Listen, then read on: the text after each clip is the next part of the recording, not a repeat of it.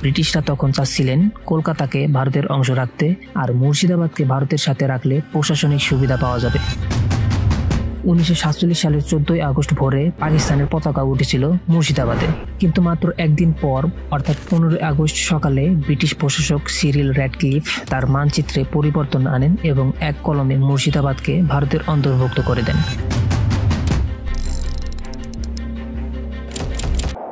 বাংলা সালতানাত একসময় শুধু একটি দেশ না, বরং ছিল এক মহাশক্তির নাম, যে বাংলার রাজধানী ছিল মুর্শিদাবাদ। আর সেই শহরের আলো একসময় ছুঁয়ে যেত দিল্লির সিংহাসন পর্যন্ত। কিন্তু আজ প্রশ্ন একটাই, সেই মুর্শিদাবাদ যে বাংলার প্রাণ ছিল, আজ কেন ভারতের অংশে পড়ে রইল? কেন সেটা বাংলাদেশের হলো না, যখন সবকিছুতেই সে আমাদের ইতিহাসের অবিচ্ছেদ্য অংশ?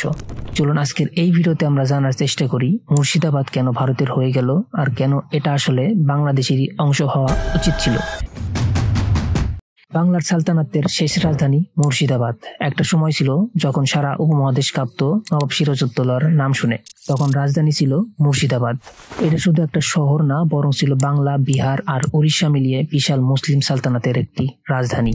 অনেকে ভাবে পলাশির যুদ্ধের পরই মুসলিম শাসন শেষ, কিন্তু সত্য হলো পলাশির যুদ্ধের পরও মুসলিম শাসন চলেছে। ঠিক যেমন হাসিনা তার দল আওয়ামী লীগ হিন্দুস্তানের পাপেট হয়ে এই মুসলিম ভূখণ্ড শাসন করত, তেমনি ব্রিটিশদের হাতের পুতুল হয়ে মির্জাফররা মুসলিম সালতানাত শাসন করত পলাশির যুদ্ধের পর থেকে। যাই হোক, মুর্শিদাবাদে মুসলিম নবাবদের প্রভাব অনেক বছর পর্যন্ত টিকেছিল। বাংলার রাজধানী ঢাকা থেকে তখন মুর্শিদাবাদেই ছিল নবাবদের আসন। এই শহর থেকেই মুসলমান শাসকেরা বাংলা, বিহার ও উড়িষ্যা চালাতেন প্রায় 100 বছরেরও বেশি সময়। কেন ভারতের হয়ে গেল?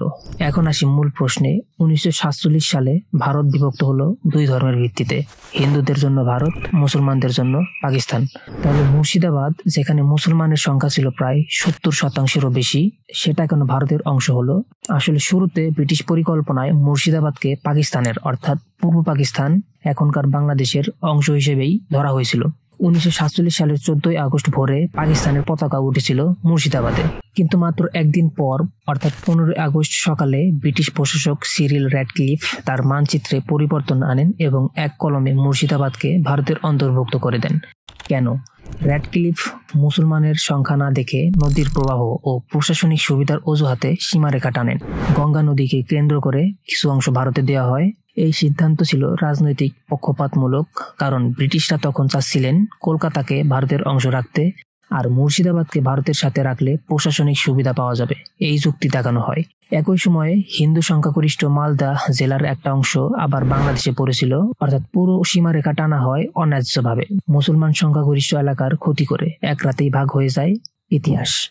বাংলাদেশেরই অংশ ছিল মুর্শিদাবাদ। যদি দেখা যায় সংস্কৃতি, ভাষা, ধর্ম, রীতিনীতি, বাণিজ্য সবকিছুই ছিল ঢাকার সাথে একই সূত্রে বাঁধা।